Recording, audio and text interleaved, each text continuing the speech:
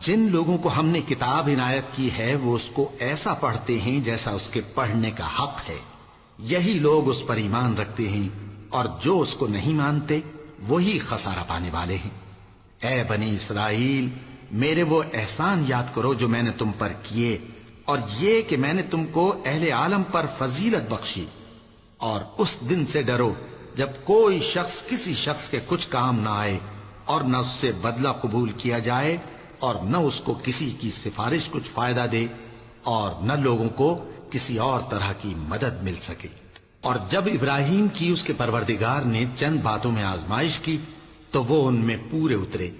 فرمایا کہ میں تم کو لوگوں کا پیشوا بناؤں گا۔ انہوں نے کہا کہ پروردگار،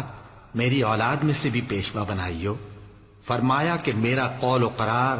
ظالموں کے لیے نہیں ہوا کرتا۔ اور جب ہم نے خانہ کعبہ کو لوگوں کے لیے جمع ہونے اور امن پانے کی جگہ مقرر کیا، اور حکم دیا کہ جس مقام پر ابراہیم کھڑے ہوتے تھے اس کو نماز کی جگہ بنا لو،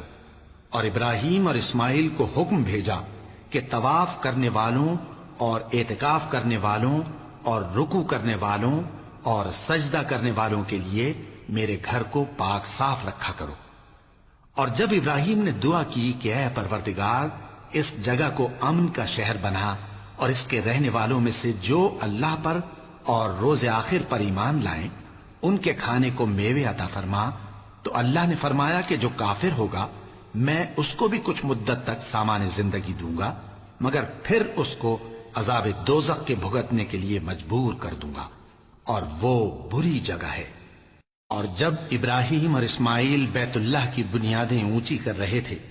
تو دعا کیے جاتے تھے کہ اے ہمارے پروردگار، ہم سے یہ خدمت قبول فرما، بے شک تو سننے والا ہے، جاننے والا ہے۔ اے پروردگار، ہم کو اپنا فرما بردار بنائے رکھیو، اور ہماری اولاد میں سے بھی ایک گروہ کو اپنا حکم بردار بنائیو، اور پروردگار ہمیں ہمارے طریق عبادت بتا، اور ہمارے حال پر رحم کے ساتھ توجہ فرما، بے شک تو ہی توجہ فرمانے والا ہے، مہربان ہے۔ اے پروردگار،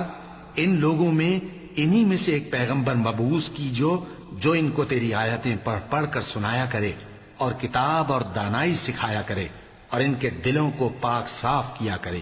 بے شک تو غالب ہے، صاحب حکمت ہے۔ اور ابراہیم کے دین سے کون روگردانی کر سکتا ہے بجز اس کے جو نہایت نادان ہو؟ اور ہم نے ان کو دنیا میں بھی منتخب کیا تھا، اور آخرت میں بھی وہ نیک لوگوں میں ہوں گے۔